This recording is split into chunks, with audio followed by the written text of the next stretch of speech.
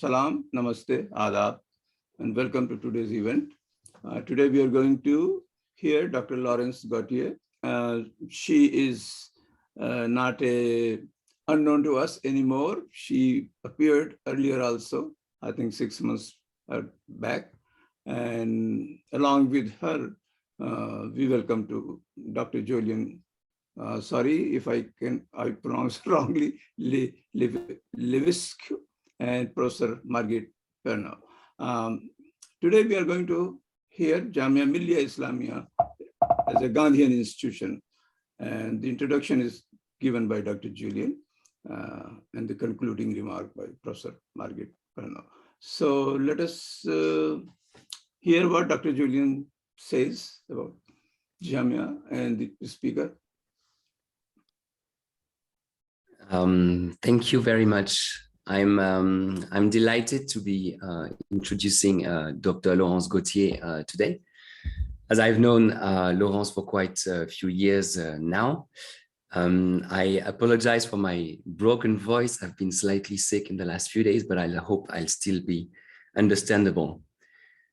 I'll be very brief, but I will mention two things, just a few words about Laurence's personal work, and a few words about some collaborations that we've worked on together as well. By exploring the history of Indian Muslims during the colonial period and in the post-colonial era, Laurence's work interrogates the way Muslims have conceptualized their belonging to the nation. And so to do so, she has focused in particular on two major Muslim universities in North India, Jamia Millia Islamia and Aligarh Muslim University. So many of you may be familiar with an article she published in Modern Asian Studies on the way Jamia Millia was thought of as a laboratory for the Indian nation in the making. And I believe we will get to know more about this tonight. She has also written on the way Aligarh Muslim University has been invested with a particular symbolic role for Muslims after independence, looking, for instance, at the way, at debates around the minority status of Aligarh. Now, Laurence and I have also collaborated on several projects. A few years ago, we coordinated a panel on Sayyids, that is on people who claim descent from Prophet Muhammad, and the idea was to explore the social and political role of Sayyids.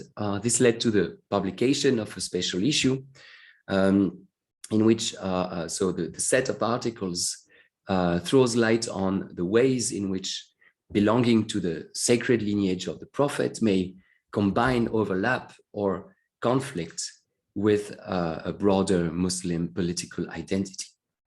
So one idea was to look into the formation of identities and how multiple identities can combine, overlap, or conflict. This special issue highlighted the fact that the social status associated with being Sayyid has to be historically contextualized and cannot assumed to be the same everywhere at all time.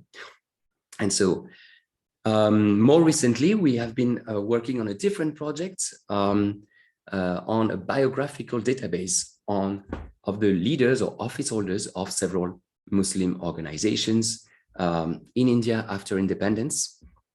We've looked at about 15 organizations, and our work examines the social profile of these office holders.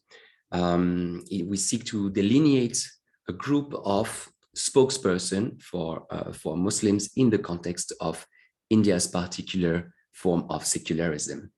One of the objectives is to propose an empirically grounded definition of Muslim leadership or Muslim spokesperson, and to look into the similarities and differences in terms of their social origins and how that may be linked to various positions and trajectories in their careers. Right. So on this, I'm very happy to leave the floor to Dr. Laurence Gautier for her presentation entitled Jamia Millia Islamia, a Gandhian institution. Thank you very much, Julien, for this kind introduction. I would like to, of course, first of all, thank Razioddin for welcoming me here on this platform. It's a great honor. As you said just earlier, the first time I spoke here on this platform was when I introduced Professor David Lelyveld, and here I am today to present my own work. So it's a great honor. I would also like, of course, to warmly thank Dr. Julien Lévesque for introducing me and Professor Margaret Ferno for accepting to give the concluding remarks. As Julien said, we have been working very closely together in the last few years, and Margaret's work is a great source of inspiration for me. So I'm extremely grateful that both of them are here tonight or this morning. So good morning, everyone, and good evening for those of you who are in India. The work I'm going to present today is more specifically on Jamia, even though a large part of my work also is about Aligarh Muslim University. Of course, as many of you would know, the historical trajectories of the two universities are closely intertwined, even though they are quite distinctive. And I'll be happy to answer some questions on Aligarh too, if you have questions. Of course, I'm very curious to know what questions you will ask, given that many of you are extremely familiar with Jamia Millia Islamia. So it's a great privilege for me to have this kind of audience. As Julien briefly mentioned it, the work I'm going to present today is based on an article I published in Modern Asian Studies 2 years ago, and that I have been revising as part of my upcoming book. I'm basically planning to publish a revised version of my thesis. It should hopefully come up soon in the coming years. So it will be published by Cambridge University Press, and it will be about both universities, Jamia and Aligarh, after independence. Now, let me start. So as I said today, the title of this presentation is Jamia Millia Islamia, a Gandhian institution. And I'll start straight away. I hope you can all see my PowerPoint. Yes? Is that okay? Yes. Okay, so let me start. So 2 weeks after Gandhi's assassination, Nehru wrote to Zakir Hussain, the head of Jamia Millia Islamia. Now that Gandhiji has gone, a very special responsibility attaches to us to carry on the work he was interested in. And the Jamia was an important part of this work. For the Prime Minister, Jamia was essentially a Gandhian institution. Its work was part of Gandhi's larger vision to promote Hindu-Muslim unity, as well as social and educational reform in a newly independent nation. Now, much more recently, as some of you may know, many people, Jamia sympathizers, once again invoked this Gandhian connection, especially in December 2019, as the protests against the Citizenship Amendment Act engulfed the country. Jamia faced accusations of hosting so-called anti-national or jihadi forces. So by stressing Jamia's proximity with Gandhi, Jamia sympathizers aimed to quash these unfounded accusations and to prove Jamia's time-tested commitment to the nation's unity and welfare. Now, they were right, of course, to reject these false accusations against Jamia's supposedly anti-national character. But to focus exclusively on Jamia's nationalist credentials leads us to neglect the true originality of the institution and to overlook the varied aspects of their past engagement with Gandhi. In the late colonial period, Jamia stood out not just for its anti-colonial stance and its proximity with Congress. It also distinguished itself as an experimental school engaged in social reform. Gandhi's ideas on education had a powerful influence on Jamia's pedagogical experiments. So too did his ideals of service, of self-sacrifice, and reform from below. So this presentation will explore the multifaceted relations between Gandhi and Jamia to show that Jamia members did not just reproduce Gandhi's ideas on education and social reform. They critically engaged with these ideas and built upon them. So in this way, they too contributed to shaping what we know today as India's Gandhian legacy. So let me start with, what most of you would probably be familiar with, which is Gandhi's foundational role in the establishment of Jamia Millia. So imagine that you are in Aligarh in October 1920. The mobilization for the defense of the caliphate is at its peak. A few months ago, Gandhi joined forces with the Khilafatist leaders against British authorities. On 12th October, Gandhi pays a visit to what was known then as the Mohammedan Anglo-Oriental College, which later became Aligarh Muslim University, to call students to join his non-cooperation movement. In the crowd, a few students are deeply inspired by him. Among them is young Shafiqur Rahman Kidwai, whom you can see on the screen, a BA student known, I quote, for his love of comfort and fastidiousness in clothing and food. I'm quoting Mohammed Mujib. Inspired by Gandhi, Kidwai makes a bonfire of his foreign clothes. He starts wearing coarse khadar and pickets in front of shops selling foreign goods. Young Shafiqur also joins a larger group of students and alumni, headed by the Khilafatist leader Maulana Muhammad Ali Johar. They too are determined to break away from Aligarh's loyalist attitude towards the British authorities. Now, 2 weeks later, on 29th October, Muhammad Ali announces the opening of Jamia Millia Islamia, the National Muslim University, inside Aligarh itself. You can see here the tents. So as probably many of you would know, at the time, Jamia was hosted inside Aligarh itself with temporary arrangements. The intention then was not to create a new institution, but rather to reform Aligarh from within by breaking free from colonial control and giving more importance to religious instruction, which was from the start a very important element of Jamia's model of education.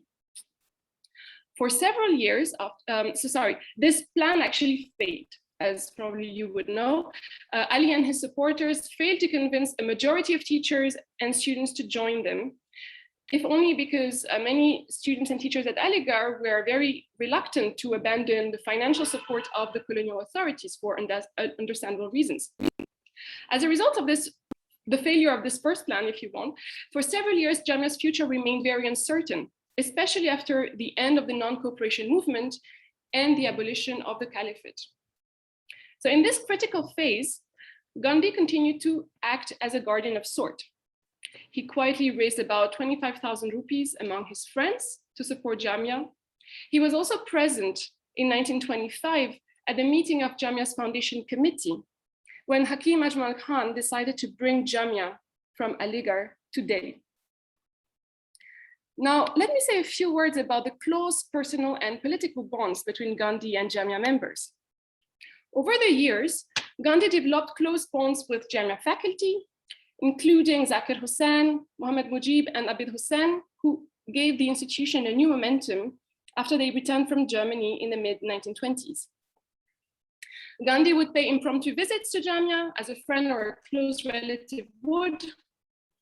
For example, on one such occasion, he told students, I quote, "I have proved my claim to being a member of the family by coming without previous notice."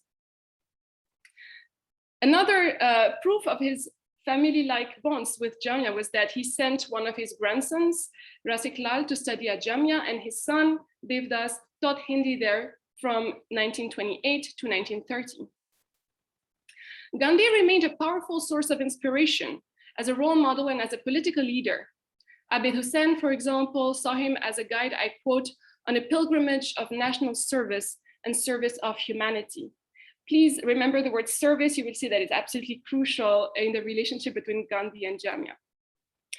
Even after the end of the non-cooperation movement in 1922, Gandhi continued to draw support for the anti-colonial mobilization among Jamia members. For example, in 1930, several Jamia members joined his civil disobedience movement, including, once again, the Shafiqur Rahman Kidwai, whom I mentioned just earlier. Now, this is all rather well-known history. What I want to focus on this morning, or this evening for me, is both Jamia's and Gandhi's emphasis on educational and social reform. Unlike many national schools that were inspired by Gandhi's non-cooperation movement, which disappeared soon after the end of the non-cooperation movement, in the late 1920s and 1930s, Jamia reinvented itself as an experimental school. Through their educational experiments, Jamia members challenged the colonial model of education. They aimed to lay the foundation of an alternative system of education that would, I quote here Mohammed Mujib again, train young men as citizens for giving meaning and content to freedom once it had been achieved. So you could say that education was politics in another form, in the sense that the purpose of this educational model was not just to provide instruction, but also to train the future citizens of future independent India. And to make sure, not only that the independence, once it would come, would be a meaningful one. And we will see what they mean by a meaningful independence. Now, in their educational experiments, Jamia members did not just draw inspiration from Gandhi. I will come back to this. They actually drew inspiration from many progressive educationists abroad in North America and in Europe, like John Dewey, or the German educationist, I'm sorry, Margaret, for my pronunciation, George Kirchensteiner, please correct me later. All these educationists share one common point. They all put emphasis on manual work and what Dewey called learning by doing. So borrowing and building on these ideas, Zakir Hussain encouraged the introduction of arts and crafts at Jamia, such as carpentry, spinning, or clay modeling. Jamia teachers also included practical activities like gardening and clay roles. So for example, school children were in charge of a grocery store, of a hen house, of a bank. They even had their own parliament to familiarize themselves with democratic institutions. Teachers also took students on week-long stays in villages, which was another way to expose students to different modes of life. So here you have a few images taken from Jamia's early publications where you can see these different practical and creative activities. Now, another characteristic feature of Jamia's model of education was the adoption of the mother tongue as the main medium of instruction. In the case of Jamia, this was a simple Urdu, or rather Hindustani, which could be written both in the Urdu and Nagari script. Now, the idea was precisely to have a language that could be understood both by Urdu and Hindi speakers. This pedagogical decision had an obvious political resonance. Firstly, it was not English, the language of colonial power. And that was very much part of Jamia's anti-colonial ethos. Jamia's teachers asserted defiantly that, I quote, Jamia would rather have no students than adopt English as the medium of instruction. Here, let me just specify quickly that English was taught, but as a subject, not as the medium of instruction. So English was present from the start, but as a subject. And it was Urdu or Hindustani that was used as the main medium of instruction. So Hindustani was not English, and for Jamia teachers, it was a language of the people, which transcended religious barriers. In a context of increasing polarization of Hindi and Urdu along communal lines, Jamia's faculty made it a point to have both Hindi and Urdu taught as compulsory subjects. According to a school representative, Hindi and Urdu received equal importance in the school's curriculum, as the two languages represented, I quote here again, the two literary forms of the tongue spoken by the people in this region. So again, this idea that we must use the language of the people to teach. Jamia's teachers thus deliberately distanced themselves from a sophisticated and highly Persianized Urdu associated with a high culture that was more and more exclusively Muslim. They privileged instead a simple and mixed language, free from, I quote here, Sugra Mehdi, who was a teacher at Jamia, free from verse worship, and they wanted to teach basically in a simple Urdu that would, I quote here again, Sugra Mehdi, that would bring the light of knowledge to the common people, whether they were Muslim or not. Now, what are the parallels with Gandhi here? Well, there are many. The ideas on education that Jamia's faculty developed largely overlapped with those defended by Gandhi in the 1930s. In 1937, Gandhi published a series of articles in Harijan in which he called for a revolution in the education system. According to him, the existing system of education was, I quote, not only wasteful, but positively harmful. Its sole focus on literacy failed to provide an all-round training of the child's body, mind, and spirit. So Gandhi, too, insisted on the importance of manual work and vocational training, which he had himself encouraged at the Tolstoy farm back during his stay in South Africa. I quote him again, "The development of the mind should come through manual training." Now, this form of education also had very practical objectives.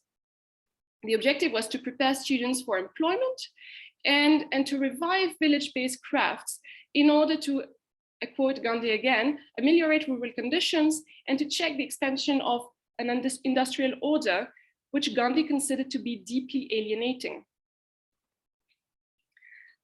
Gandhi's intervention in these debates gave much heightened visibility to ideas that had already been circulating at Jamia and in other progressive schools. In October 1937, Gandhi invited to Varda leading educationists, including Zakir Hussain, to discuss his ideas on education in order to lay the foundations of a new educational system that would be an alternative precisely to the colonial system of education. Zakir Hussain, interestingly for us, did not passively embrace Gandhi's ideas on education. In fact, he was quite critical of some of the Mahatma's proposals. To give you an example, he expressed serious concern about the fact that if schools were to rely on students' labor for funding, which was one of Gandhi's proposals, I quote here, Zakir Hussain, "Teachers may become slave drivers and exploit the labor of poor boys." So he was very concerned about the whole notion of self-supporting schools, which was really at the heart of Gandhi's project. But despite these reservations, Gandhi recognized in Zakir Hussain the man he needed. He appointed him at the head of the committee, which was in charge of formulating the key principles and the finer details of the new scheme of education that he was calling for. Now, the committee's meetings gave Hussain and his colleagues the opportunity to fine-tune some of Gandhi's rough-hewn ideas. And here I'm quoting K.G. Sayeden, who was another leading educationist, very close to Zakir Hussain, and who was also a member of the Varda committee. So according to Sayeden himself, the committee's discussions were an opportunity to fine-tune Gandhi's rough ideas. The committee members paid special attention to some of Gandhi's most contentious ideas to work out a solution that would be acceptable both to Gandhi's critics and to his supporters. So among the most contentious ideas that they really tried to fine-tune was, first of all, the idea that all the education should come through manual work.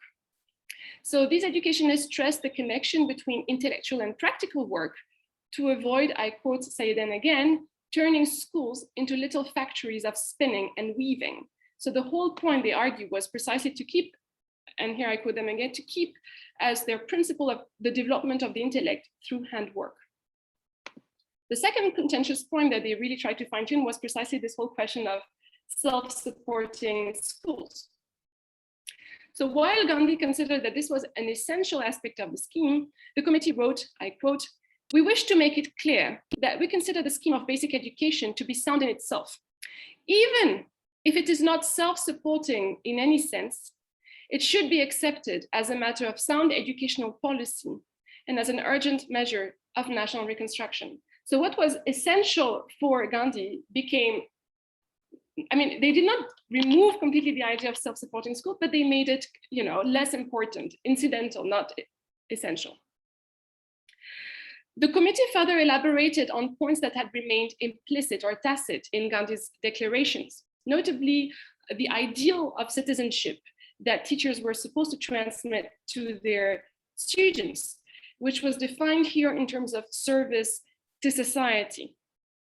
Finally, one more point that they brought forward, they insisted on teaching a linked language to all students. So they all agreed that the mother tongue should be the main medium of instruction, which was also one of Gandhi's points, but they added that there should also be a lingua franca taught to students so that they may communicate among themselves across regions.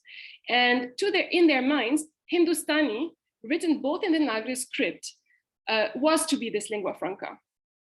To defend this choice, the committee argued, I quote them again, that Hindustani was the most important product of the cultural contact of the Hindus and Muslims in India.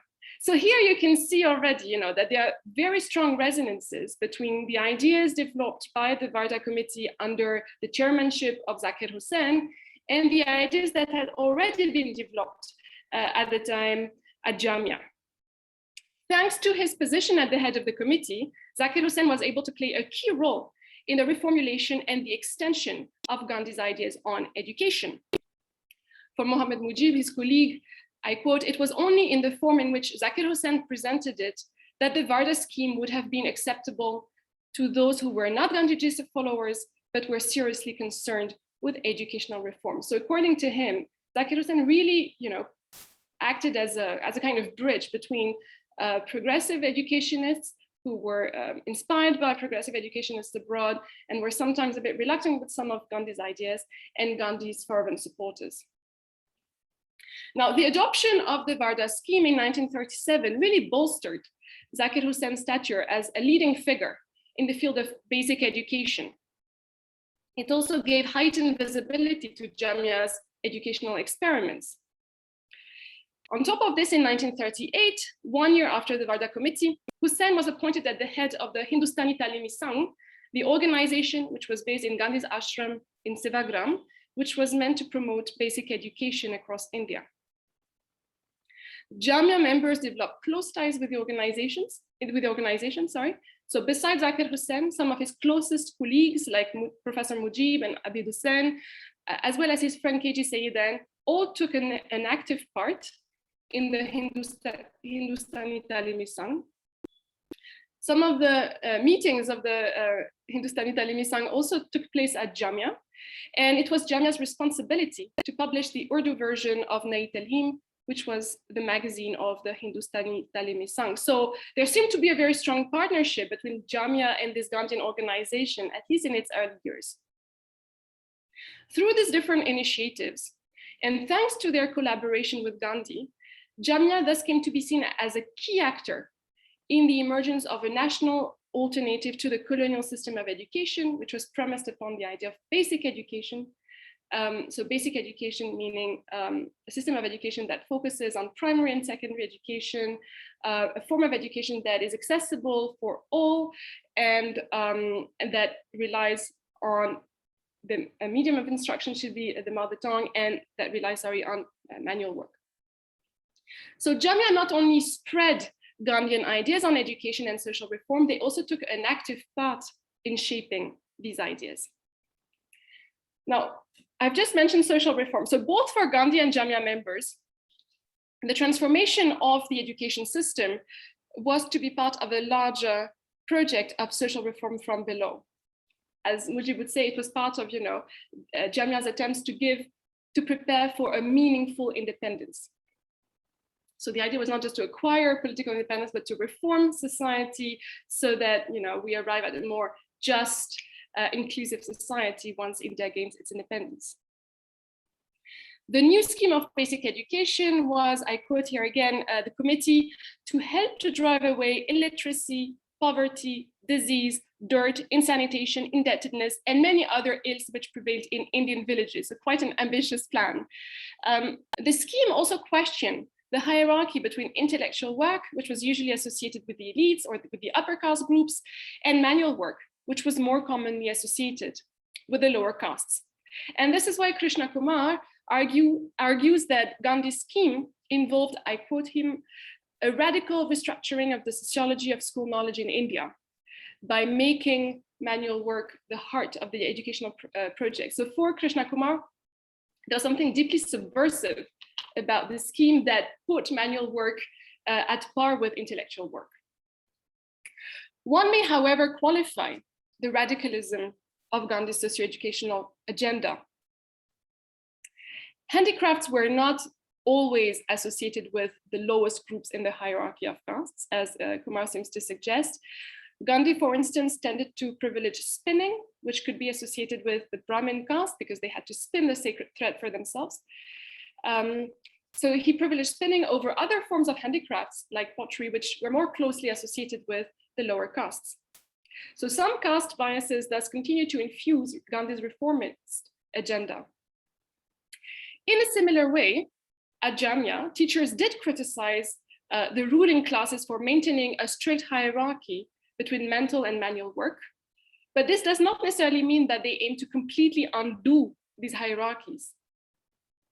After all, even at Jamia, manual workers continue to earn much less than teachers. To give you an idea, for instance, in the 1950s, teachers could earn up to 200 rupees per month.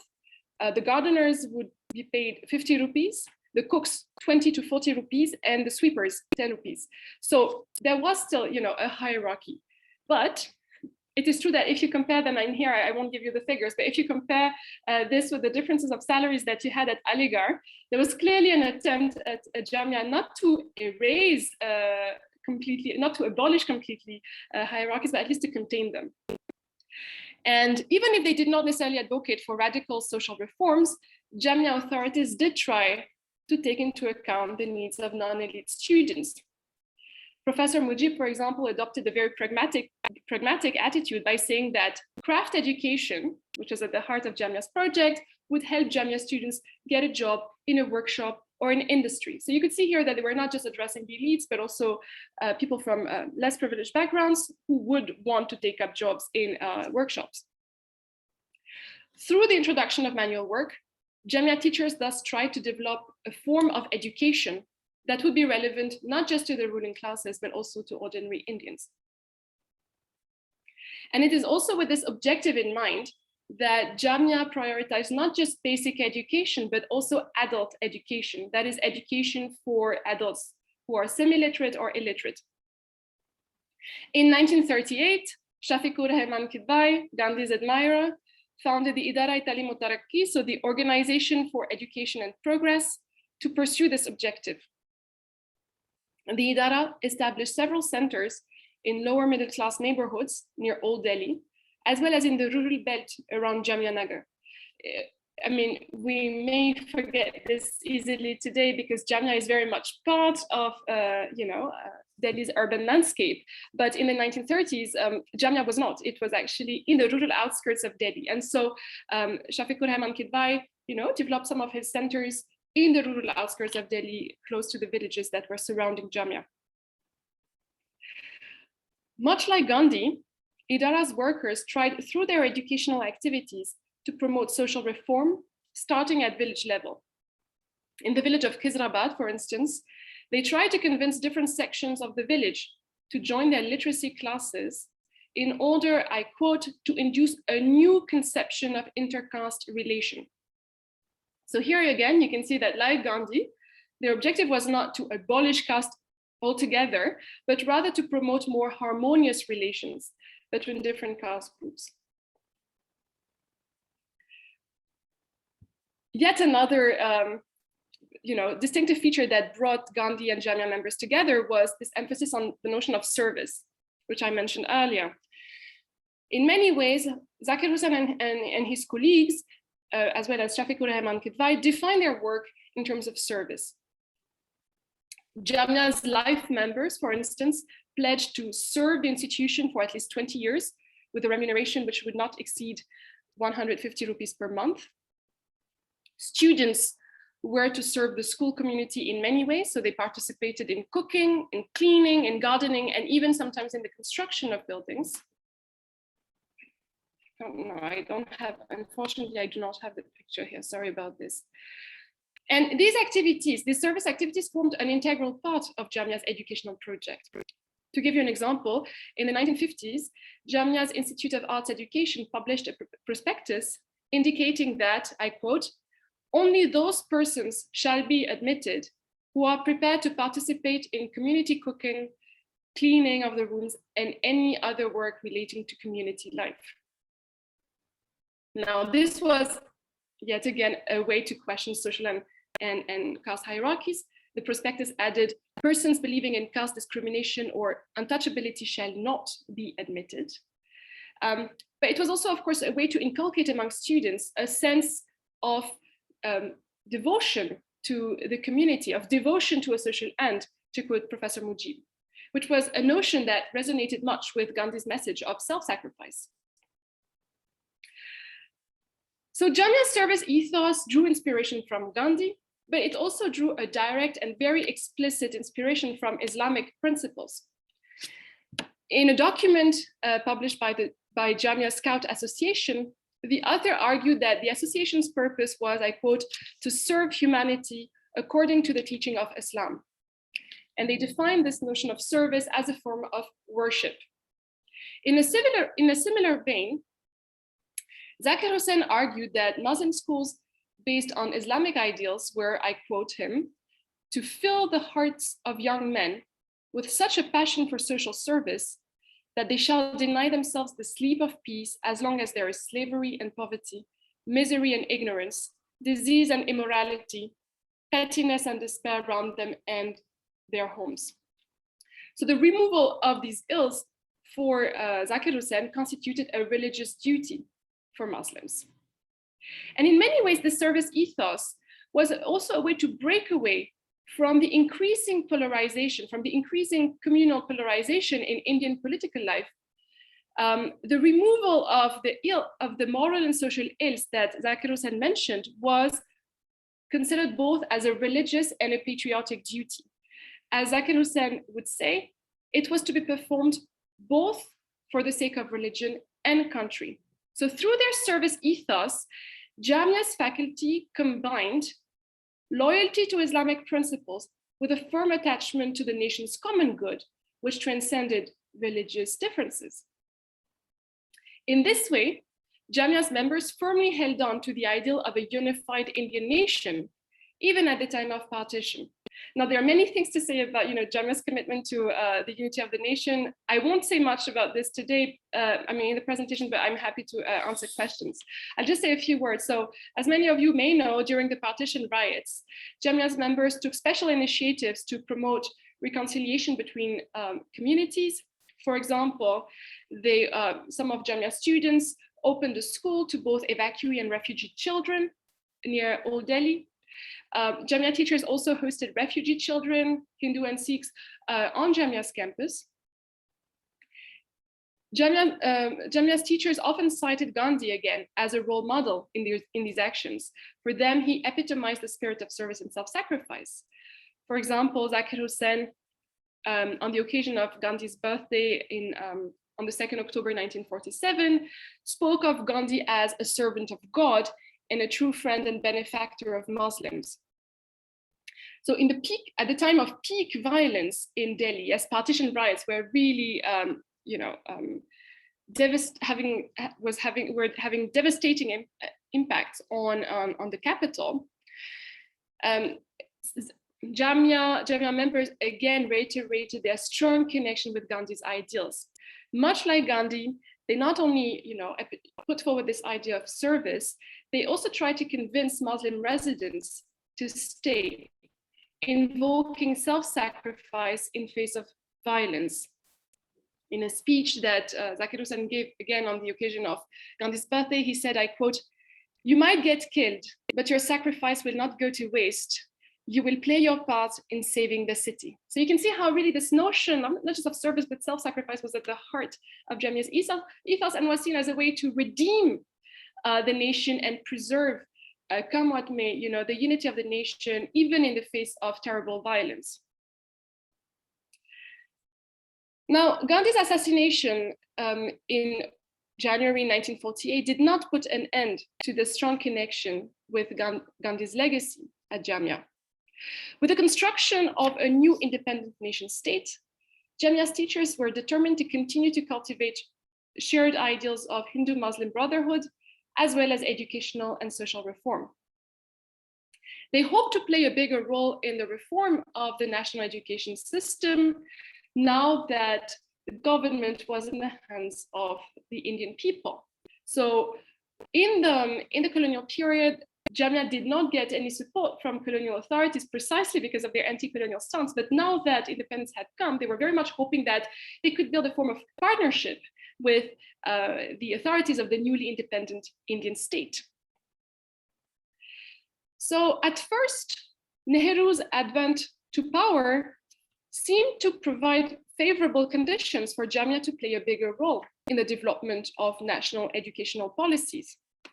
Even though Nehru considered that the state constituted the central agent in the modernization of Indian society, his government also drew inspiration from Gandhi's ideas on development. They supported, for instance, Sarvodaya schemes, such as Vinoba Bhave's Budhan and Gramdam movements, so land gift and village and gift movements. They also encouraged the establishment of village assemblies, Gram Panchayat, thereby endorsing Gandhi's vision of village self-rule. In a similar spirit, in the field of education, Nehru's government seemed to endorse many of Gandhi's ideas in order to establish a new education system which would address the needs of the nation.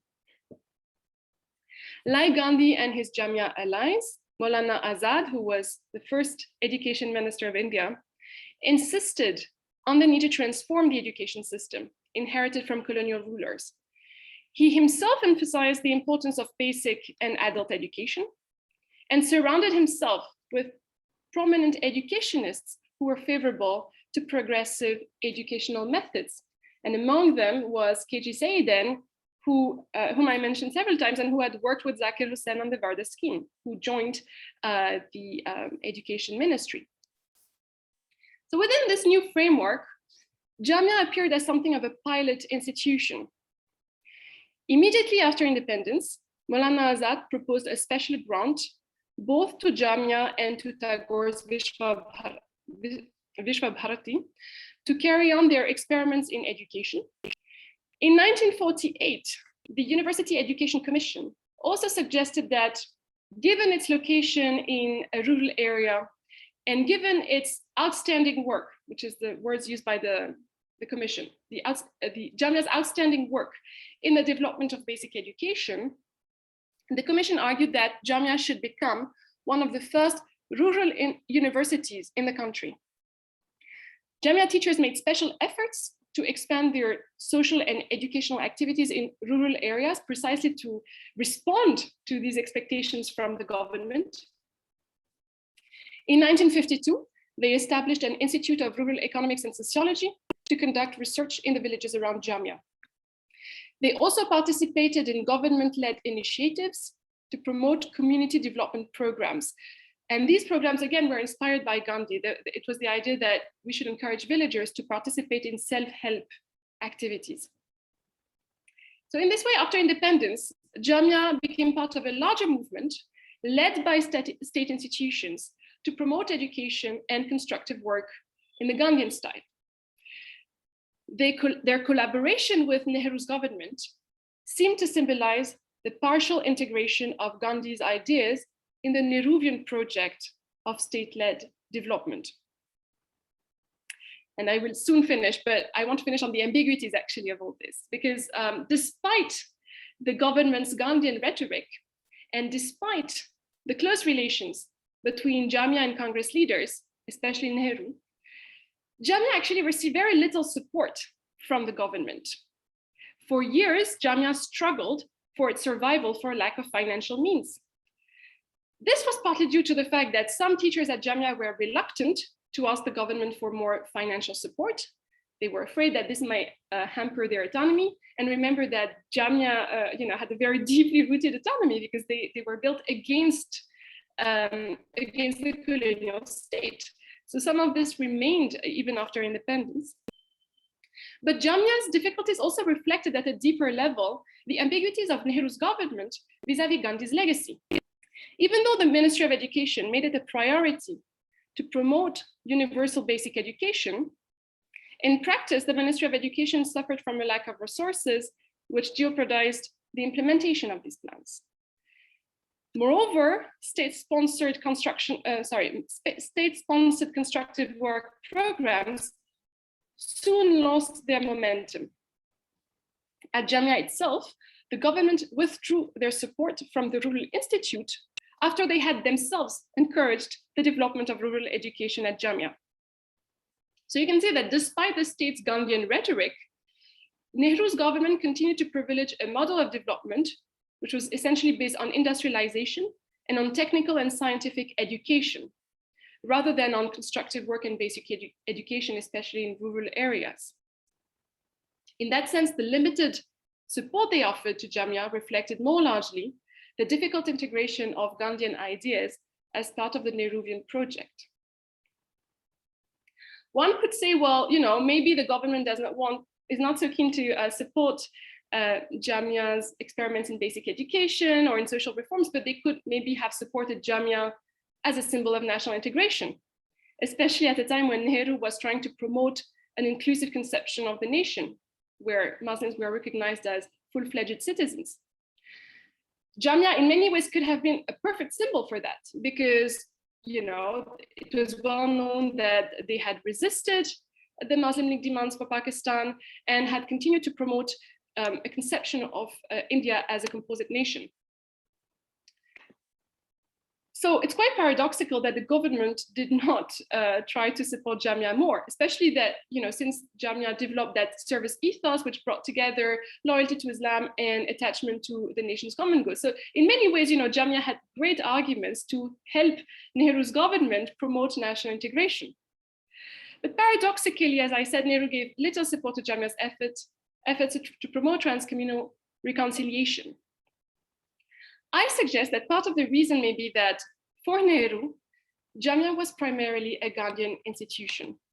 So we go back to the first point. So it was a Gandhian institution, and this, to him, may have blurred Jamia's image as a Muslim institution. We may want to remember that before partition, the Muslim League had strongly criticized Jamia's collaboration with Gandhi. A member of the League had written to Jinnah, for example, in 1946, I quote, "Dr. Zakir Hussain was selected by Gandhi and co for carrying out their plan for Hinduizing Muslims in the spirit of the Varda scheme." So this Gandhian legacy in the eyes of the Muslim League certainly, and maybe even potentially in the eyes of Nehru, may have blurred Jamia's Muslim character. To reach out to Muslim citizens, Nehru preferred to turn out towards another institution which was more clearly identified as a Muslim institution, and that was Aligarh Muslim University.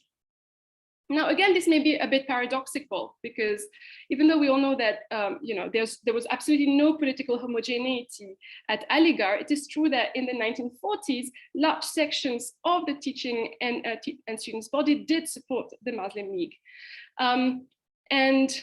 But in spite of this, Nehru considered that the university could act as a more efficient and a more powerful intermediary between the government and the Muslim population, precisely because it was identified more clearly in his eyes as a Muslim institution.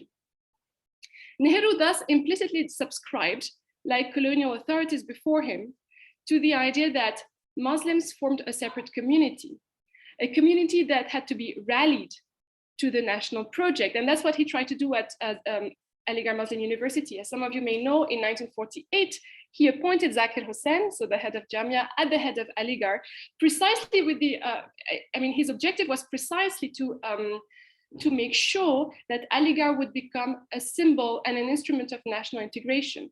But for him, the idea was that he had to rally Aligarh. In so doing, just as he had to rally more largely Indian Muslim citizens. In so doing, Nehru neglected a very important point, which was the fact that Muslims need not be rallied, because as Jamia members strove to demonstrate through their collaboration with Gandhi and through their educational and social work, Indian Muslims could in fact be co-producers in the national project. So just to repeat my point, so they need not be rallied, they were very much co-producers of the national project already in the colonial period and thereafter. So this is where I will stop, and I'll be very happy to, first of all, listen to Professor Ferno's concluding remarks, and then, of course, I'll answer your questions. Thank you.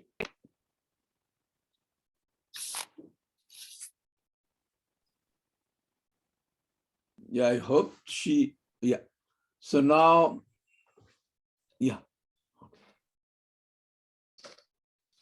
Yeah, thank you so much for that fascinating talk. I mean, I've been spending weeks and months now working on, I've started working on Jamia many years ago, and now a couple of months ago, I started working on a biography of Apajan on Gerda Philipsborn, who joined Jamia in 32 and was a great friend also of Zakir Hussain. So it was really treading familiar ground, and I loved the way that you put it and gave so many new insights to the material.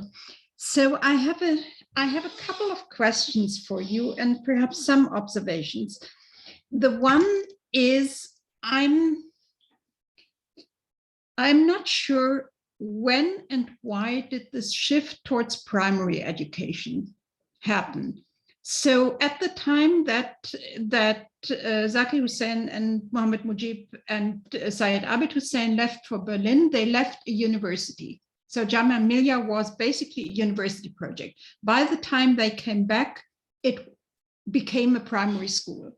So what happened in these 3 years that they were away to shift all the and somehow up to independence? It was not the university project which was really the driving force. That came back later, but it really was the primary school, and the whole link to the Gandhian idea was not through higher education but through primary education and basic education.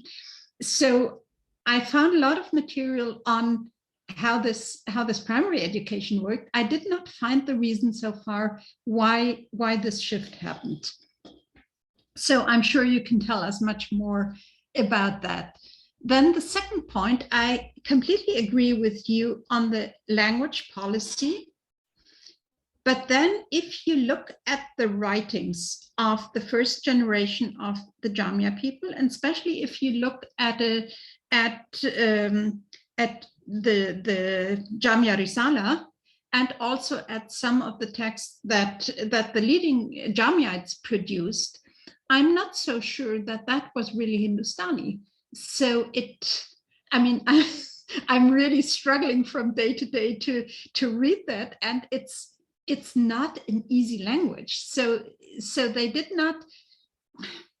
they were writing for people like themselves. So it was not the general public. It was also an elite discourse. And I found one remark which I really liked, that at the beginning, when they started to bring out the Jamia Risala, they wanted to have it as a more basic, easygoing prose text. And then people started complaining that there was absolutely no poetry, and they were forced to integrate the traditional forms of poetry to it again. So having a Hindustani project was not quite as easy as it seemed at the beginning, perhaps. Then I completely agree with you in this close link between practices at Jamia and the Warda scheme. What I was wondering is,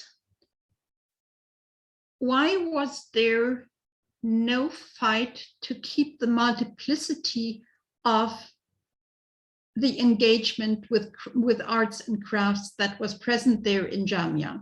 So I have the impression that as long as it was the Jamia primary school, you also had it on your slides, and you had these beautiful photos. It was all kinds of projects. So they were very much into the project method, and they seemed to have new ideas about what to teach the children almost every month.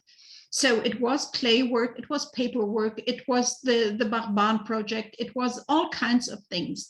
And then once it got into the Gandhian frame, it became the spinning wheel, because that seemed to be the only thing that Gandhi really was interested in. So it was much more the spinning wheel as a project, as a symbol for rural rural India, a symbol for bringing the different castes together, etc. So I wouldn't go as far as to say that Gandhi was not really interested in manual labor, but he was interested in manual labor for a very specific goal, and that goal was noticeably different from the Jamia goal. So how that negotiation came about, and I think we can even make that point more generally. This creativity which was there in the 1920s, 1930s, early 1940s in Jamia, going into having new forms of education, having an experiment, having the children participate in not only in the crafts themselves, but also in the goal setting, having the parliament, involving the children. So it was very much a child-centered, which is basically for the transnational history of the Nai Talim. It was the child-centric approach which was so important. But then Gandhi, on the other hand, was never child-centric. He knew exactly where he wanted the children to end up. He had a definite program how to make them reach that goal, and that was how it should go. So it is, again, it's a question, it is not completely opposite, but the kind of spirit which is behind it is quite different. And I wonder if you can tell us something more about how that was negotiated.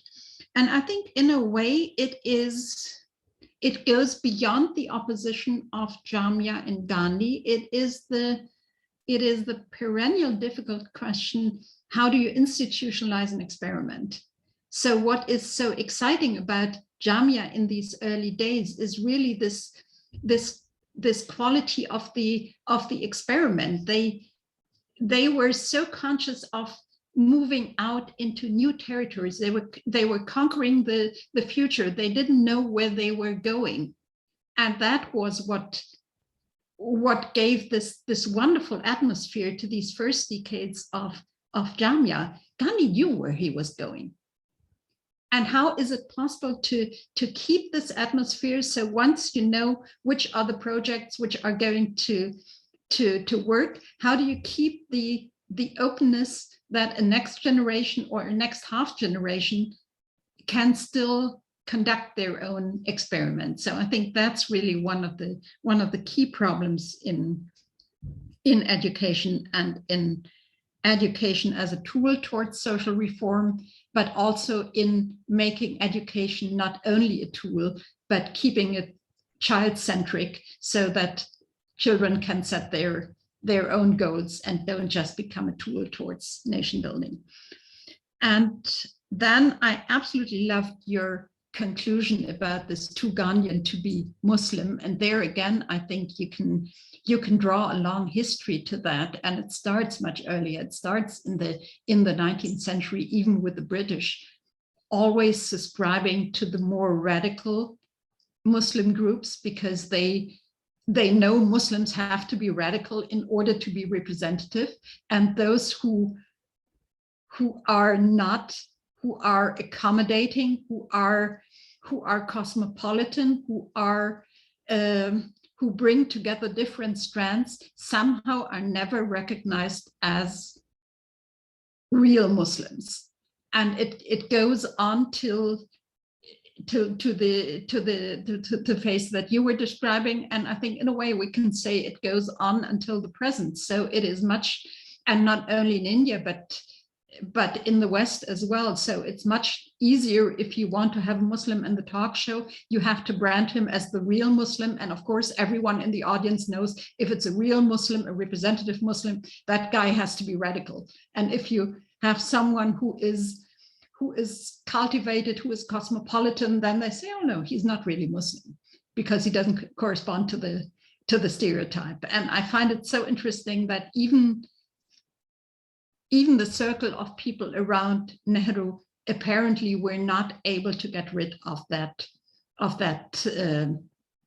way of arguing.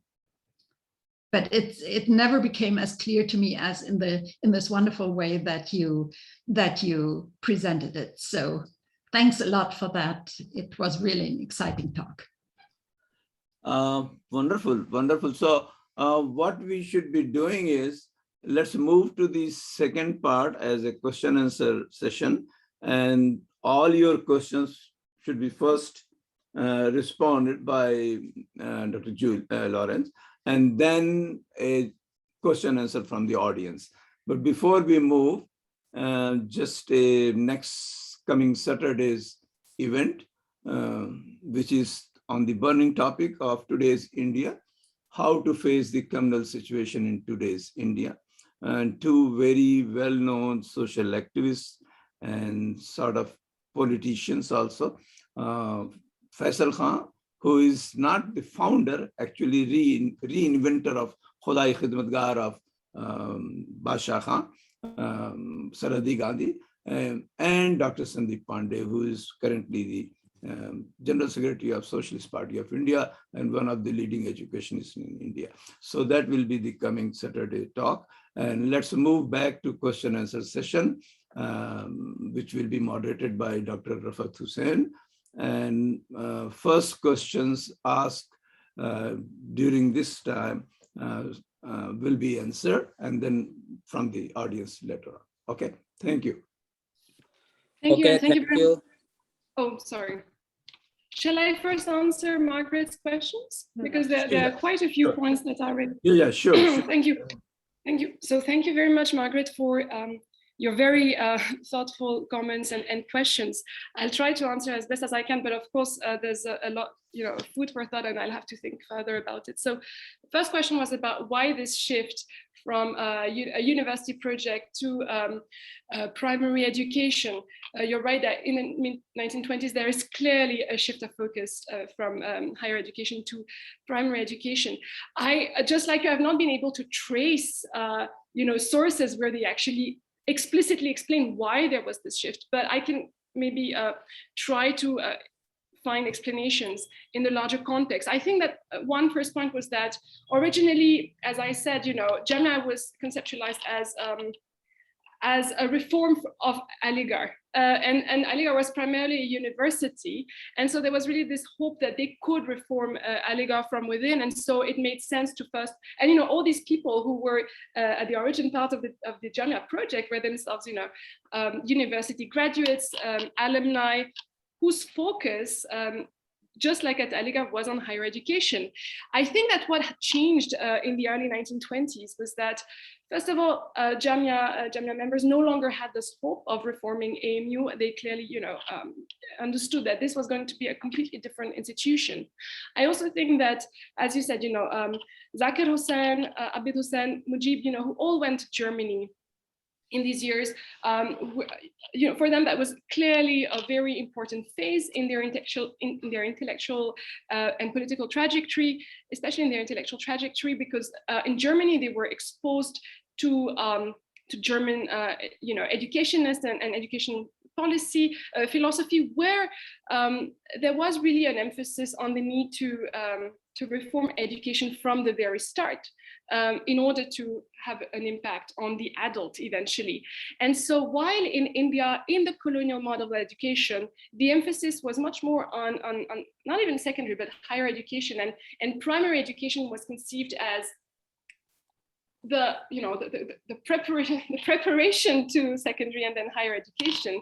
Here there was an inversion. There was this realization that you first need to reform primary education if you want to have a transformative impact on the future citizens.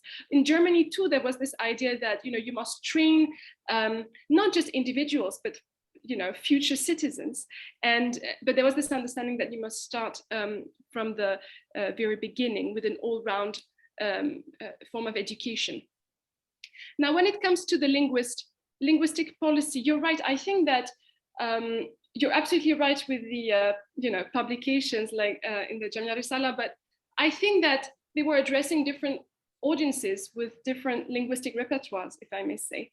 So I think that they had publications that were clearly addressed to scholars or educationists that were just like them, and so they used a language that was more complex, that was more, you could say, I don't want to say traditional, but a more common form of written Urdu in these journals and magazines.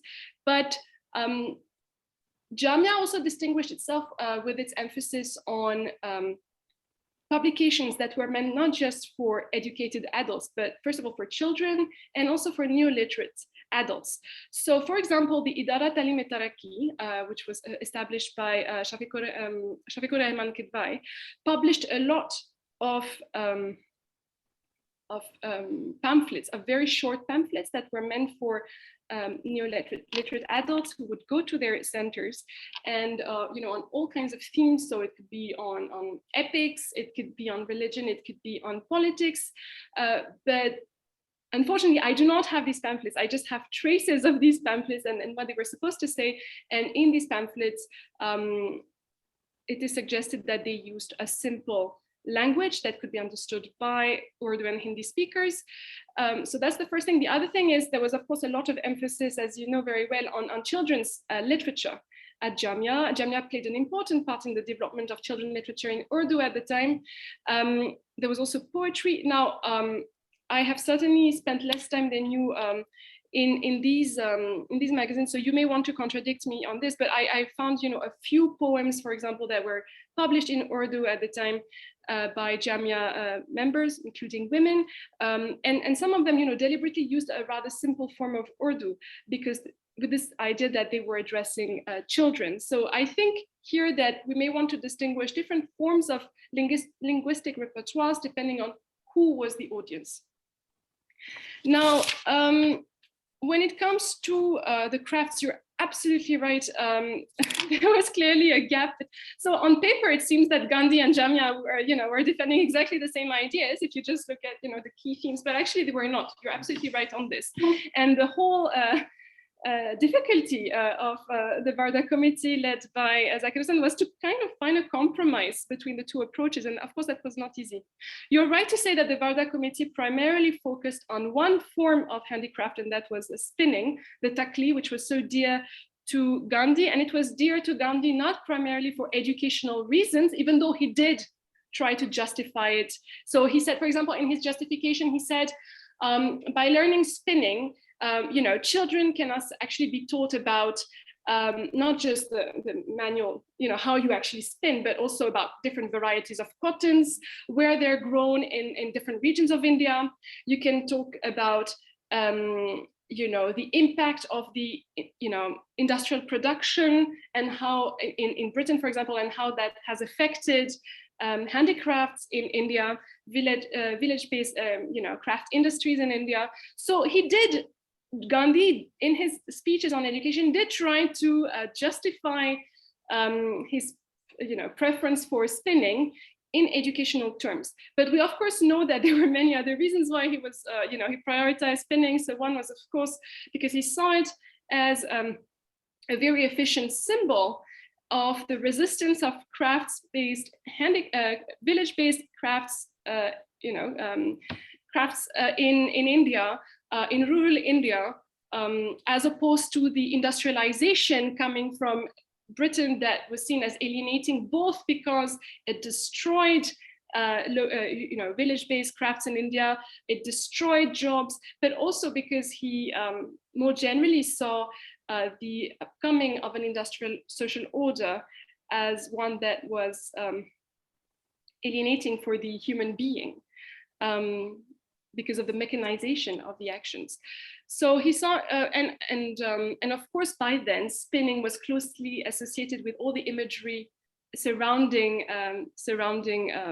Gandhi, and Gandhi was very good at visual politics, so it did matter to him a lot. And this, of course, contrasted with the approach of Zakir Hussain and his colleagues in the Varda Committee and at Jamia, who, as you said very rightly, had a child-centered educational approach. And in fact, I wish I had the report just with me. I checked the report again this week of the Varda Committee, and they have a wonderful graph where you see the child at the center, and then it's like a hub, and then you can see that everything is supposed to revolve around the child. So they were very much defending the child-centered education, and that is why during the debates of the Varda committee, they really made it a point to try to readjust Gandhi's ideas so that what would prevail was not so much, whatever idea he had in mind in terms of self-support, financial autonomy for schools, or political objectives behind the importance of the spinning wheel as a symbol. They really tried to bring back at the center the focus on education and bringing together intellectual training and manual training. I really like your point about what you said about how this in a way relates more largely to the question of how to institutionalize an experiment, and how do you keep the creativity, the openness of the early generation in the next generations. And we can see that clearly if you look at the what was written in the subsequent generations. There is a constant nostalgia of the first or maybe second generation of Jamia. There is this consciousness that there was something very special about, particularly, very special about this first generation, and that some people like Zakir Hussain, Mujib, but also like Shafiq Rahman Kidai really were pillars in that experiment. And once they no longer were at Jamia, so Zakir Hussain left in 1948, Shafiq Rahman Kidai passed away in the early 1950s. A lot of these experiments actually lost much of their momentum. So there's the question of how do you pursue objectives, of creativity experiments once the individuals who are no longer, who were at the heart of these experiments are no longer there, and it's not easy. There were, however, in the subsequent generations, some interesting experiments. For example, in the second generation, Mushir Fatima established the nursery school, which was itself partly inspired by Maria Montessori.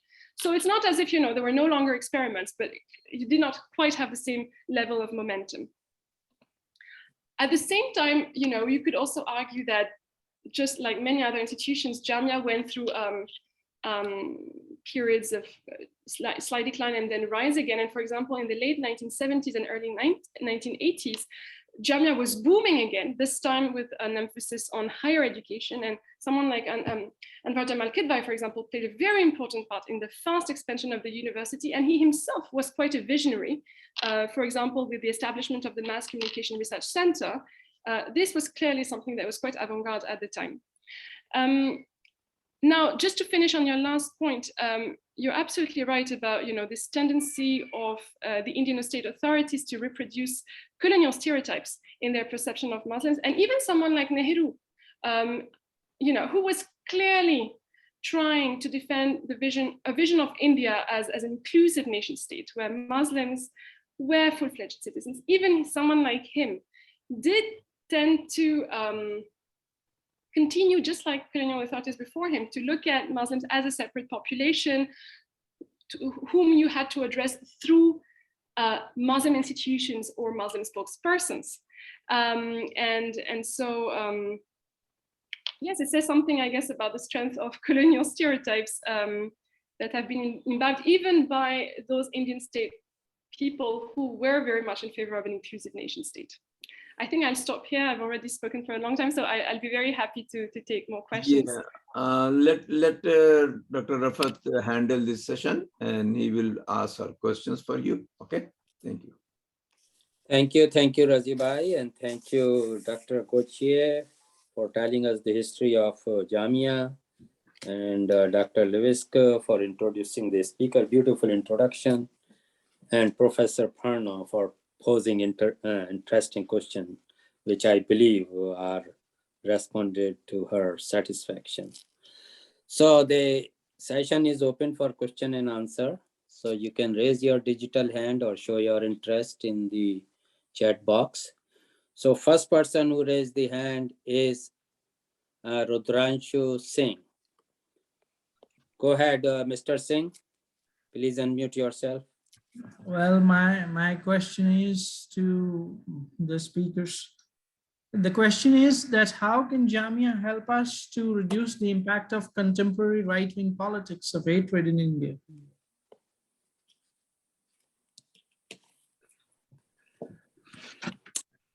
You wanted to go ahead, Dr. Gautier? Maybe, shall I take several questions at a time? No, there are not too many right now, so please go ahead. I can see that Abdul Jabbar has raised his hand. Yeah, I see that. I think I can go after your answering. So, thank you. Okay, so actually this is not an easy question, quite obviously, especially for a historian. We are not used to predicting the future. I think, well, first of all, by defending their legacy, I guess. And I think that this is something that many Jamia scholars and students have done through their writings. I'm thinking, for example, of Mushir al-Hassan, of course, who has played a very important part in the history writing on Jamia, and as well as on Indian Muslims in general, in putting forward the contribution of Muslims in nation building. This in itself is a very important part of how to challenge the idea that Islam is alien to the Indian civilization, and it's a very efficient way to contradict the idea that Muslims are by definition anti-national. Of course, there are many ways in which you can refute this, but I think that Jamia's legacy is a very striking proof of this. I think the anti-CAA protests have also shown how Jamia students, teachers, and Jamia community in general, how much they were attached to the constitution and its secular principles. And I think they really made it a point to show that their protests against the reform of the citizenship laws were not just about Muslims. They were, of course, very much about the Muslims as a minority, because Muslims were very much the prime target here. But they really made it a point to show that this was about what kind of India we want, more largely.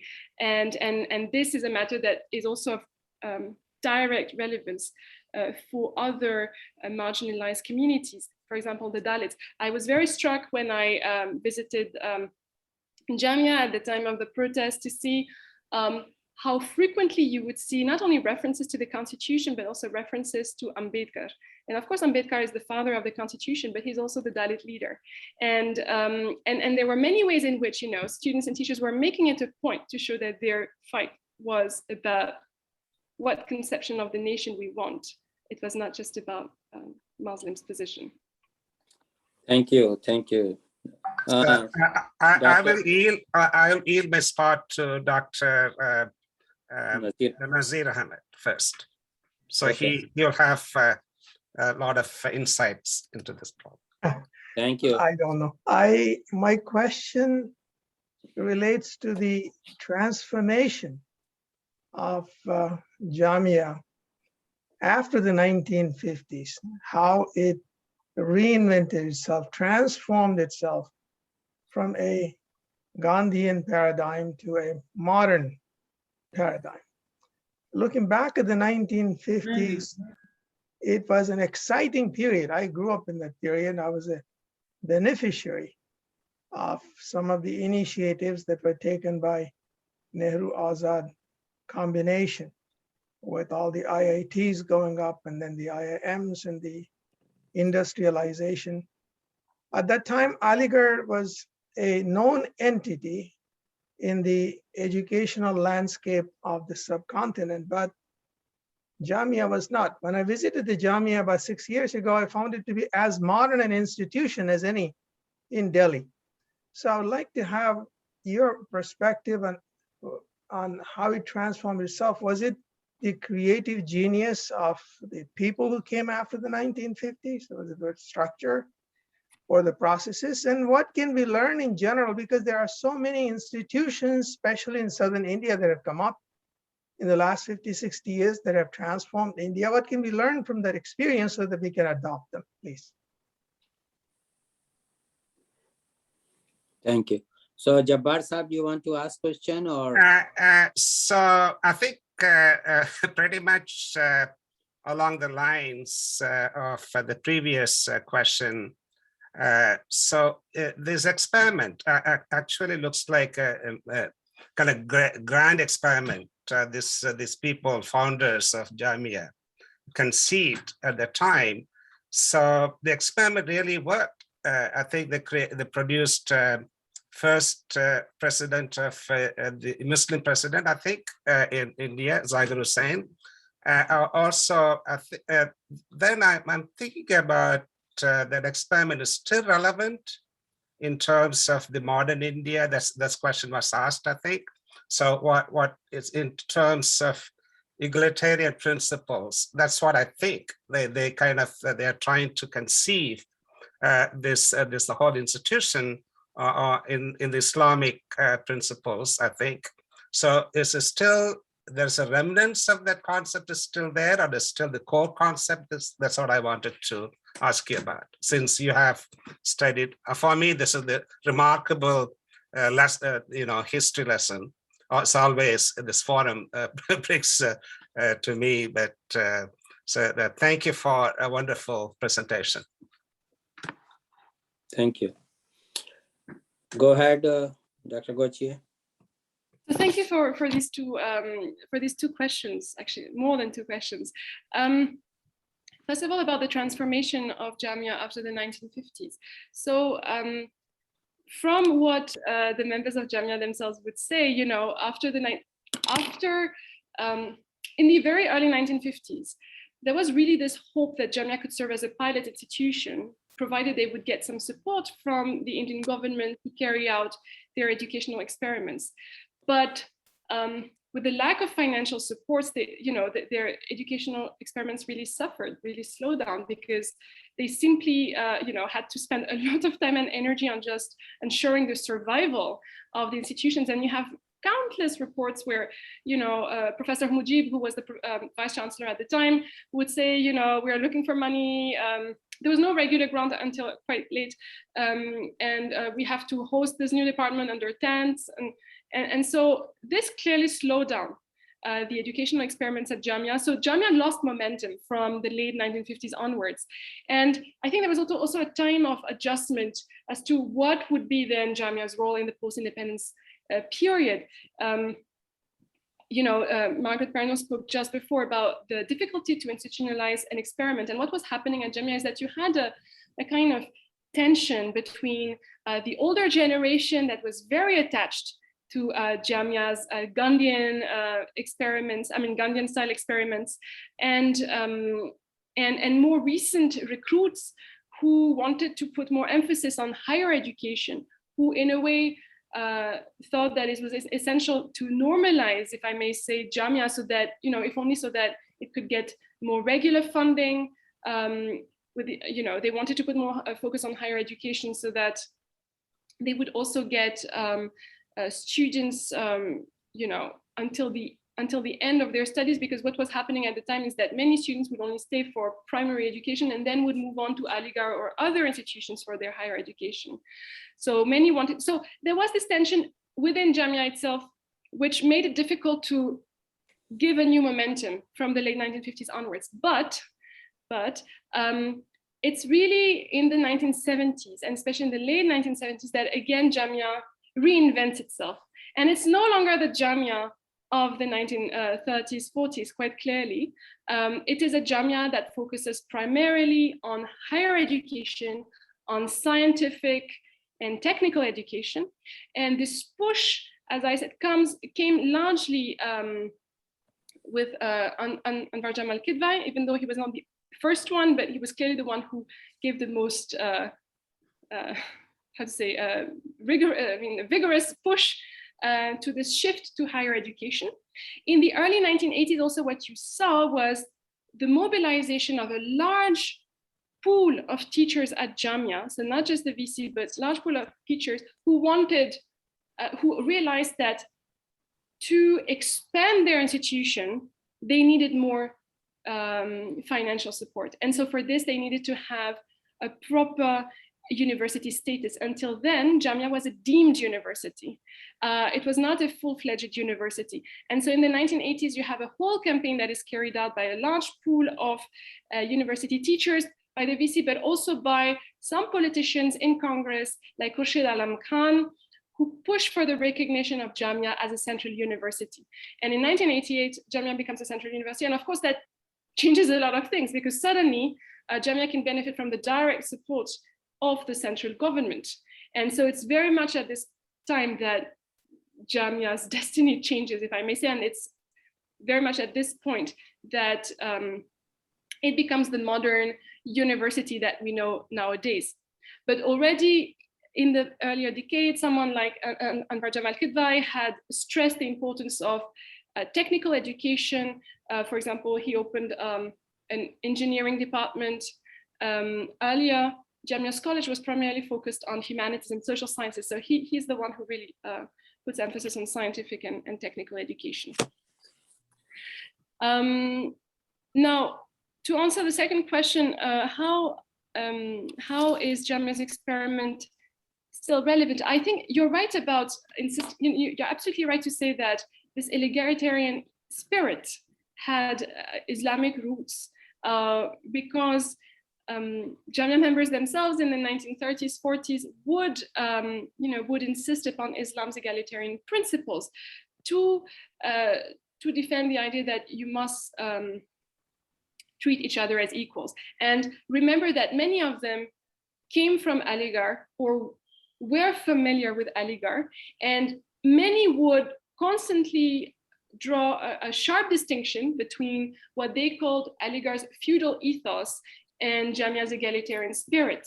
Now, as I said just during my presentation, you can still qualify that egalitarianism in practice, but in their message, it was certainly there. And there was certainly an effort to contain social hierarchy. So, for example, the common practice.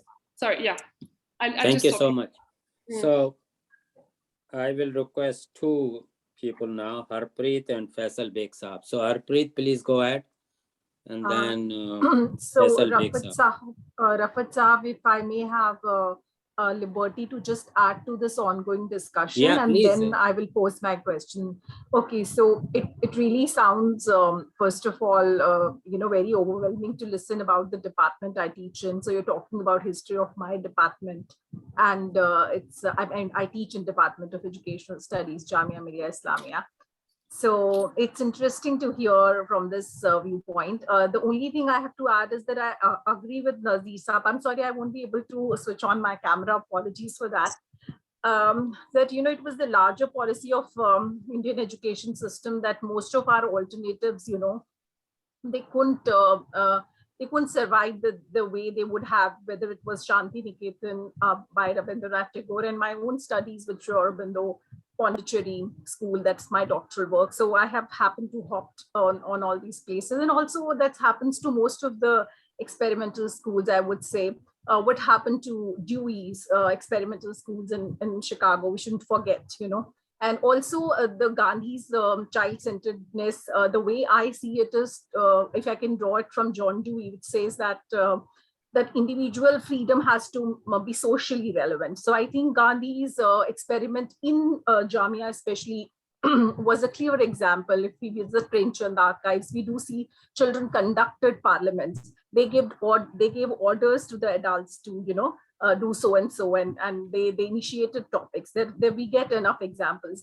However, yes, towards the second part where my colleagues, when they were studying in not so regularized Jamia, it's more of a mystique thing which they talk about, and they of course see the change which they report, and I'm not reporting it here. So this was just to add to the discussion that alternatives are always very challenging to keep the way they are, and especially challenge with labor education world over is like that. I mean, when I read Vygotsky's ideas, and he says a very beautiful line that the work is not to be introduced in the school. The school should be introduced in the work or in the labor. So my department still has a lot of craft education. We have agriculture education. Students still participate in that.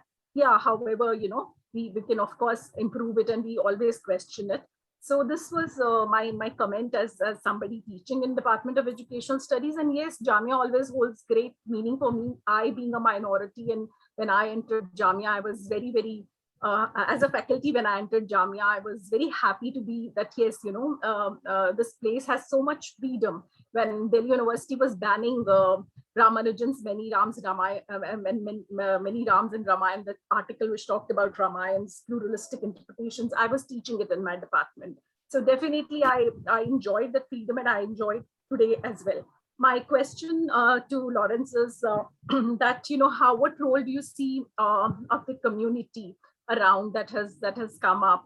Were you able to explore the relationship of community that has come around the Jamia? Because it's very it's always exciting for me to look at that, how community has come up around Jamia and what relationship they share with it. If I mean, during the CA protest or something else, were you able to capture that?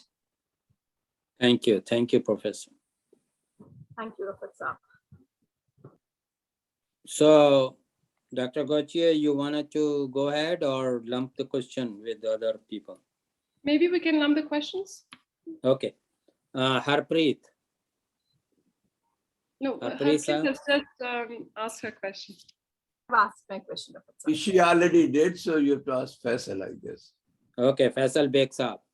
Okay, so actually I also wanted to add a couple of points about, I think, this transition of Jamia in the 80s. And I'm a bit nostalgic as well, because in those bloom years, I was a student, graduate student at Jamia. So I think I could benefit as much from the happenings around me in the school system, because I think while the university, the post-secondary side is blooming and growing, I think the school was still a very experimental place. A lot of things were happening, debates, and some very, I think, creative things were happening. So we often spend more time actually on the school side, although I was never a student on the school side. But I think in terms of this transition and the expansion, I think she rightly said about Jamia's transition from being a deemed university to a central university, which I think opened the doors for funding, which was, I think, very crucial. And I think in the 50s and 60s and 70s, I think the funding was a challenge,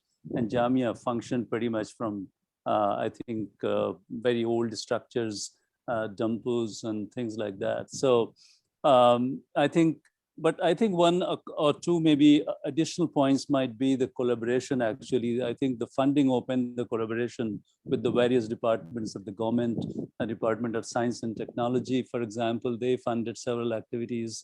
And also the international funding actually also started coming in.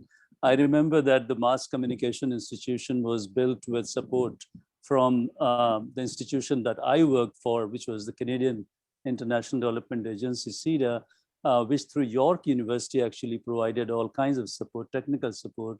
I remember, I think there were a couple of professors from York University they spent time actually at Jamia and building the curriculum, etc. In the 80s, and that was definitely, I think, a big moment. And also, I think the Japanese aid started coming in later on, actually, to carry on the work that I think with the Canadian assistance that had started.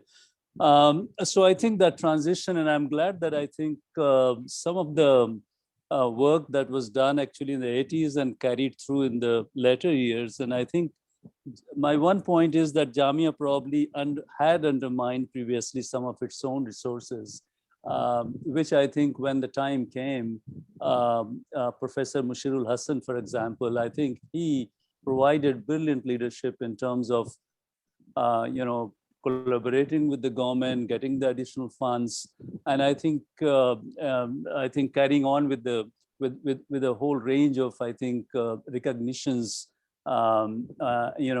Naming various kind of, gates and other kind of places, and getting those kind of attentions. I think that was very, very important.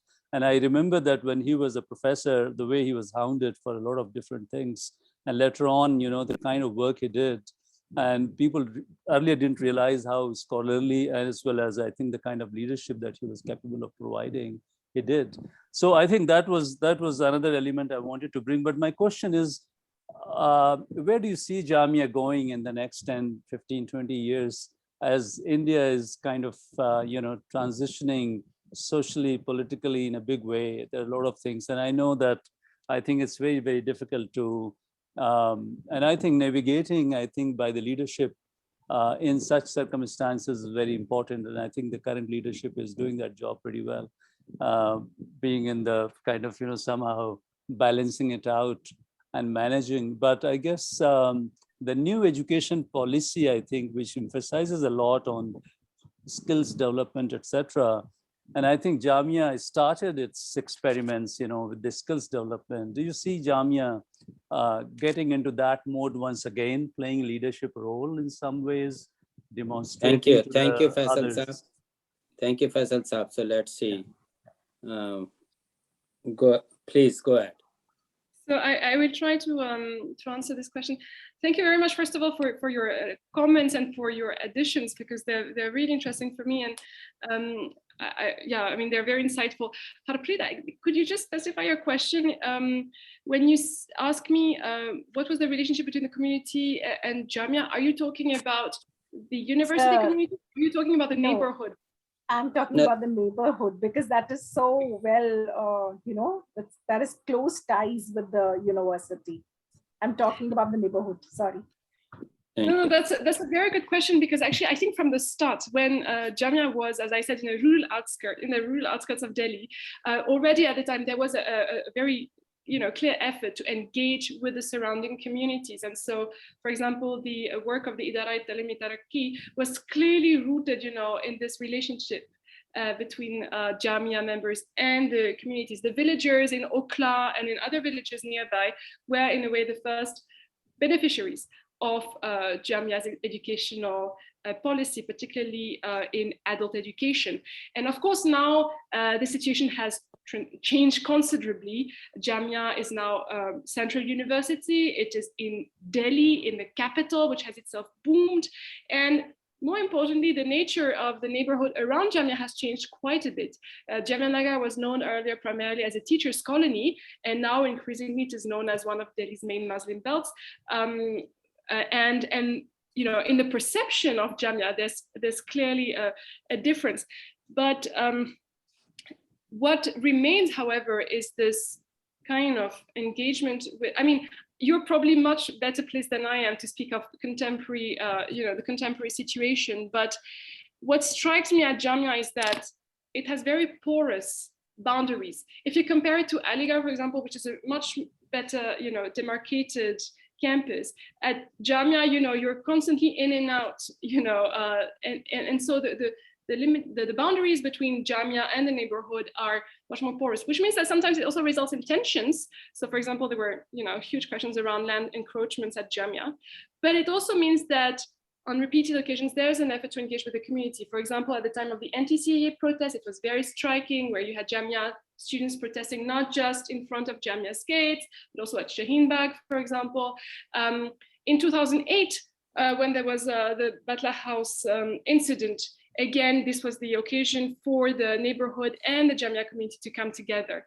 So I think that would be my answer to your question.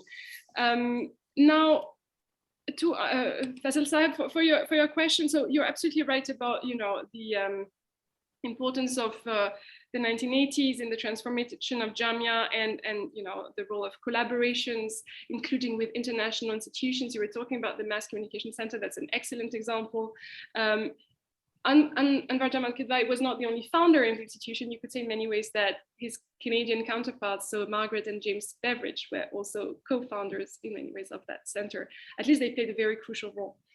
Now, these were your comments. Now, for where do I see Jamia going? Again, I'm not I'm not a visionary, but what strikes me is that Jamia is doing remarkably well in terms of academic ranking. The year of the anti-CAA protest, Jamia came, I think, first, was ranked first in some of the rankings of Indian universities. So, it shows that the university has been able to build a reputation for itself and to expand its departments in many ways.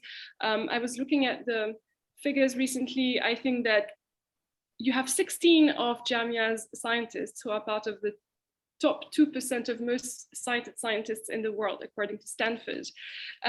So it shows clearly that, Jamia has really proved that it stood as a strong university in today's India. It's difficult to know to what extent Jamia's educational experiments will be used by the government and expanded on a larger scale. Unfortunately, there seems to be a gap between Jamia's actual academic achievements and its perception. It's not always getting its due, I think, to put it euphemistically. So it's difficult to know really how far Jamia will be able to play a lead role in the new educational policy. At least I'm not able to answer this question, but maybe those of you who teach at Jamia will be able to answer. Thank you so much. So I would request Professor Rahman, Anisur Rahman, because he is a senior professor there. I would like to have his comments. Thank you, Rafat. That would be the end of the discussion, at least question and answer, unless somebody shows the interest, because we are already running. Thank you, Rafat Sahab. Actually, I didn't want to say anything because whatever has been said has been said so very well. It is a very well-researched talk and very comprehensive, very well structured. So there is nothing to add to that, especially what my colleague Harpreet said and Faisal Beg Sahab said. I don't think I have anything to add to that. Gauti, what you did that you posed two very important questions towards the end of your talk. That is, to Gandhian to be a Muslim, and then the second question, and that of course there was no time to elaborate upon that. That is, after independence, a Gandhian state and a question mark. Now, of course, one would like to talk about Jamia of now, and whether, to put it very bluntly and plainly, has Jamia failed the Gandhian legacy? That is an important question to answer. But of course, this can be answered in many different ways. Rafat, thank you because that is another talk that you will have to deliver. I understand, especially if Jamia post 1979. That is from, you have referred to Anwar Jamal Qadwai Sahab. That is the time when I joined and I saw Jamia emerging. That was the time really when Jamia came into being fresh in a very different manner. So I have been a witness to that Jamia from Anwar Jamal Qadwai onwards. And Bashir Sahab has been very rightly mentioned again and again because he is the architect of. Actually, hum log kehte bhi the, he is the Shah Jahan of Jamia because he brought us many good buildings that we have and the institutions of engineering and mass communication and all that for which Jamia is. Of course, the school has suffered a lot. So that was another chapter of your talk or another talk that you would someday would like to give, because that is very important and interesting Jamia that it is in after 1980s onwards, and it has seen some very important vice chancellors, I say, some of the most important vice chancellors that this country has. Wonderful talk. I really enjoyed being here. I didn't want to say because Faisal Sahab or Harpreet ne everything they have said. And I only wish that someday you speak about what Jamia is today and how it's going to play its role in the building of the nation in the beginning of this century. Thank you very much. Thank you, Professor Rahman. Razi Bhai, back to you. Yes, so was really very interesting and very informative and very inspiring a talk. For me, Jamia, personally, Jamia has always been my home, although I was groomed in Aligarh tradition. But as I say, half of my family was always in Jamia, the rest half was in Aligarh. And so the spirit is for more towards Jamia.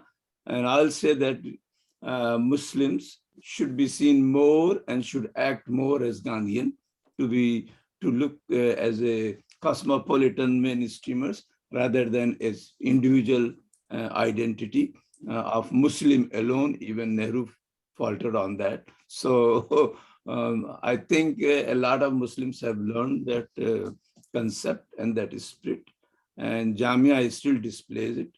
And there's no doubt that in the modern era, only experiments don't sustain a big institution.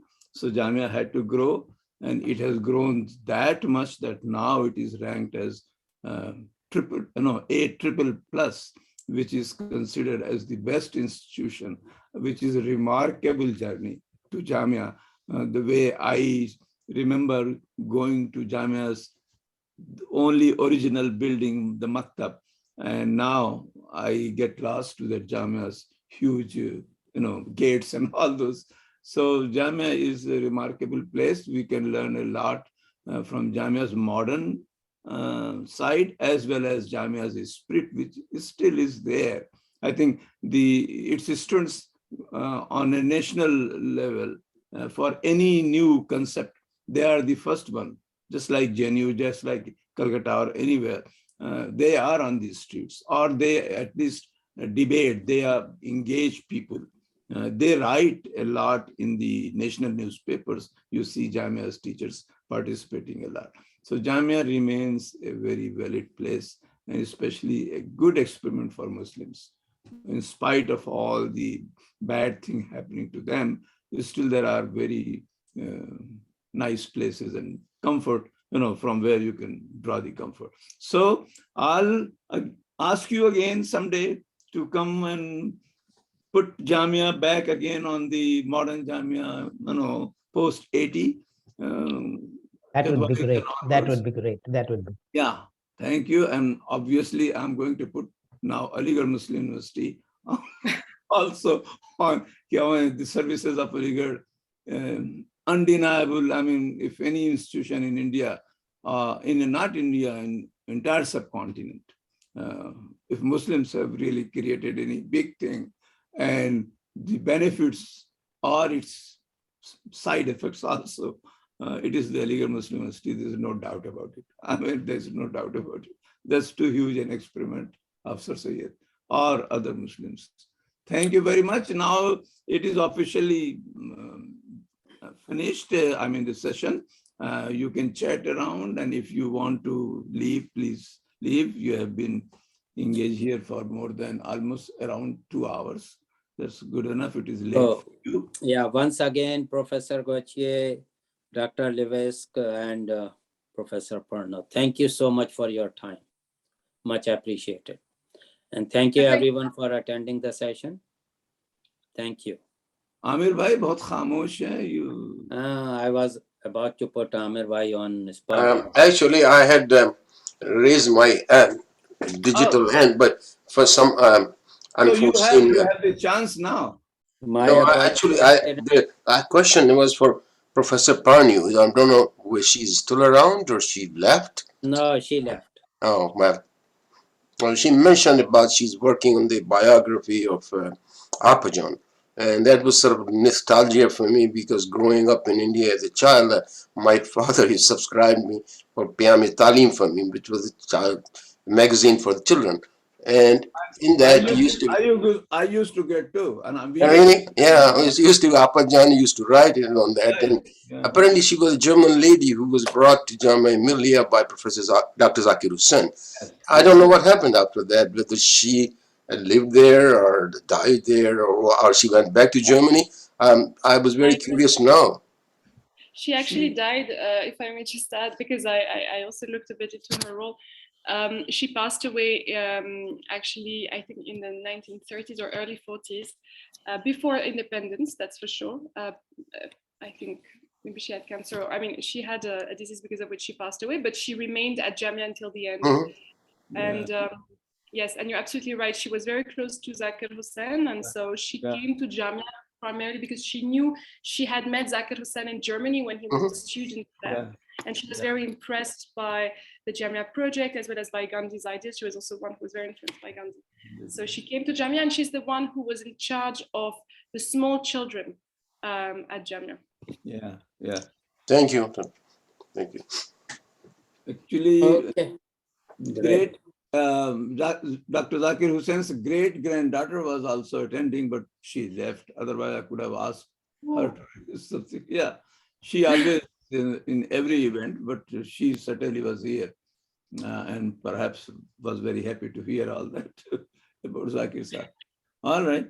Good. Thank you very much again for giving me this opportunity to present my work. All right. Okay. Thank you. Bye.